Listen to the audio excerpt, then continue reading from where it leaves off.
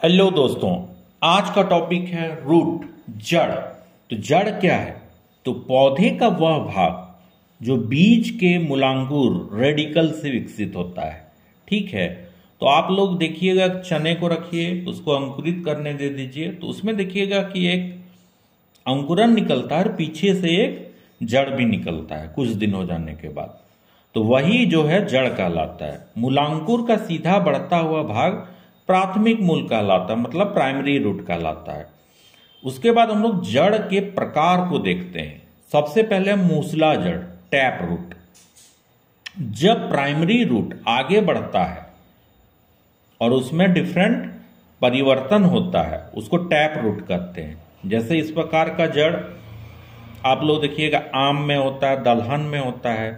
Tap root को भी different types में डिवाइड किया गया है। सबसे पहले तर्क रूप, फ्यूजिफॉर्म, मूली में होता है। मूली का आप देखिए कैसे होता है, एक लंबा जैसा होता है। मूली क्या है? जड़ है। कुंभी रूप, नेपीफॉर्म।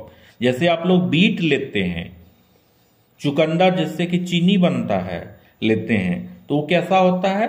Nappy form. ठीक है, थोड़ा सा गोल होता है बीच में और फिर नुकीला हो जाता है, वो भी एक जड़ है। अब है शंकु रूप, शंकु कॉनिकल। गाजर, गाजर को भी अब देखिए कैसे होता है, पहले चौड़ा फिर धीरे धीरे नुकीला होके नीचे आ जाता है। इसके बाद है अपस्थानिक जड़, एडवेंटिटियस रूट।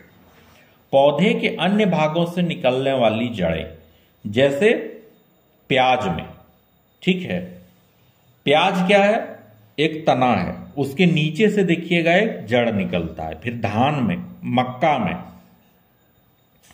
जड़ों का रूपांतरण, ठीक है, ट्रांसफॉर्मेशन ऑफ रूट। क्या होता है कि ये भोजन का संग्रहण करता है। अपस्थानिक जड़, एडवेंटिटियस रूट को डिफरेंट टाइप्स में डिवाइड किया गया है। जैसे ये भोजन संग्रह और यांत्रिक सहारा देने के लिए जाना जाता है। इसका हम लोग भोजन संग्रह में देखते हैं तो टुबेरस में, शकरकंद में होता है। पुलकित फैसिकुलेटेड डहलिया में होता है। ग्रंथिल नोड्यूलोज आम हल्दी में होता है। यांत्रिक सहारा की बात करें तो स्तंभ मूल, प्रोप रूट, बरगद। बरगद का आप लोग जड़ देखते हैं तो बहुत विशाल फैला हुआ रहता है। ठीक है, कभी कभी उसमें पीपल का पेड़ भी उग जाता है। ठीक है, तो वो क्या होता है कि पैरासिटिक रूट टाइप का होता है, कि कोई पक्षी वक्षी आया, वहां पे बीज डाल दिया, तो वहां से उसमें पौधा निकल के बड़ा सा वृक्ष बन जाता है। अब है अवस्थम मूल, स्टिल्ट रूट। गन्ना, मक्का, क्या होता है कि ये लोग स्ट्रेट होते हैं, लंबे लंबे होते हैं। फिर डिफरेंट टाइप्स ऑफ रूट्स भी देखा गया है, जिसको न्यूमेटोफोर एक प्रकार है जो दलदली क्षेत्रों में पाया जाता है। ये पौधे में श्वसन में सहायता करता है, जिसका उदाहरण राइजोफोरा है। लीफ रूट्स, कभी कभी पत्तियों से भी जड़ें निकला करती है, ब्रायोफाइलम। ठीक है, पत्थरचट्टा। आमतौर पर यह पौधा किडनी स्टोन के लिए रामबाण होता है। बोला जाता है कि अगर आपको किडनी स्टोन या स्टोन हुआ है कोई भी प्रकार का, तो ब्रायोफाइलम का लीफ आपके लिए फायदेमंद होता है। एपीफाइटिक रूट, एपीफाइटिक रूट वो रूट होता है जो हवा में लटकी रहती है, जिसके लिए मिट्टी की आवश्यकता नहीं होती है। इसमें वेलामेन टिश्यू पाए जाते हैं जो नमी अवशोषित करते हैं, किससे? इन्वायरमेंट से।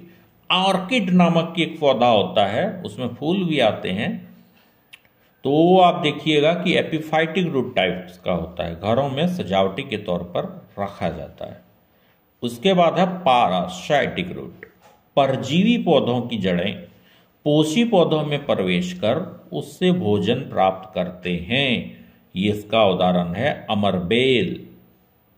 यहां पे आपको पर न्यूमेटोफोर का उदाहरण दिया गया है। मोस्टली ये मार्शी एरिया, दलदली एरिया में पाया जाता है। सुंदरबन डेल्टा तरफ अगर आप लोग जाएंगे तो वहां पे इसका भंडार है।